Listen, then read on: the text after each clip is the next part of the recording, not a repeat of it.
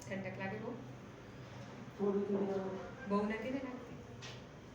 ઓઇલમાં બનાવો તો બહુ હાથ આપજો તો.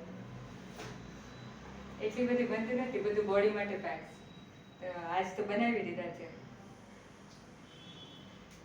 બીજા હાથ આપજો. ઓઇલમાં બનાવશો? હા હા, બહુ ઠંડક લાગે છે તમે તો ઓઇલમાં જ બનાવો, નહીં તો પછી એવી રીતે બનાવી દો તમારે. તમે બોલો એવી રીતે કરી દેશે. ઠંડક છે તો ઠંડક તો લાગે છે. હા હા, તમારે સહન થતું હશે તો, નહીં તો પછી ઓઇલમાં હજી શું.